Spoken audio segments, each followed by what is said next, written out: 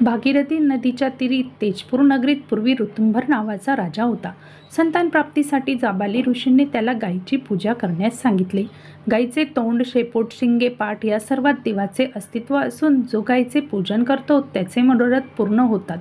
या संदर्भात जाबाली मुनींनी राजा जनकाची एक कथा सांगितली. एकदा योग सामर्थ्याने राजा जनकाने आपल्या शरीराचा त्याग केला. दिव्य देह धारण करून तो विमानात बसून निघून गेला. त्याने मागे सोडलेले शरीर त्याचे सेवक घेऊन गेले. राजा जनक यमधर्माच्या संयमनीपुरीच्या जवळ चालले होते. त्यावेळी नरकात पापी जीव यातना भोगीत होते. जनकाच्या शरीरात स्पर्श येणाऱ्या हवेमुळे त्यांना छान वाटले.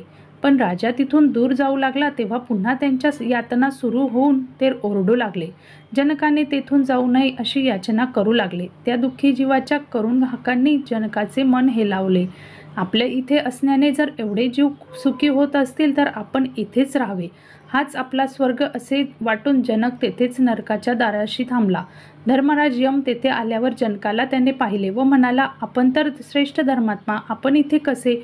हे पापी लोकांचे स्थान आहे. यावर जनकाने दुःखी जीवांची दया आल्यामुळे आपण तेथे थांबल्याचे सांगितले. तसेच या सर्वांना नरकातून सोडवत असाल तर मी तेथून जाईन असेही ते म्हणाले. पण त्यांचा उद्धार करायचा असेल तर जनकाने आपले पुण्य अर्पण करावे असे यमाने सांगितले.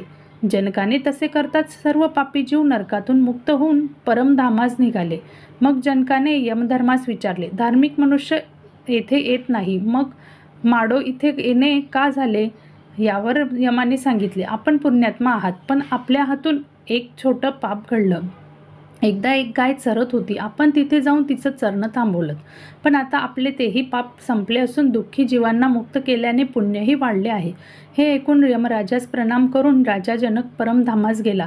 ही सर्व कथा सांगून जाबाली ऋषी ऋतुंभर राजाला म्हणाले, गाय संतुष्ट झाली तर तुला गुणी पुत्र लाभेल. त्याकरता जाबाली ऋषींनी राजाला गायीची सेवा करण्यास सांगितली. तर आपणही सर्वांनी गायीची सेवा केली पाहिजे. गायीला प्लॅस्टिक खाण्यापासून रोखले पाहिजे आणि गायीचे आपण जतन केले पाहिजे. गाय ही आपली माता आहे, त्यामुळे गायीची सेवा करणे हे कधीही चांगलेच आहे.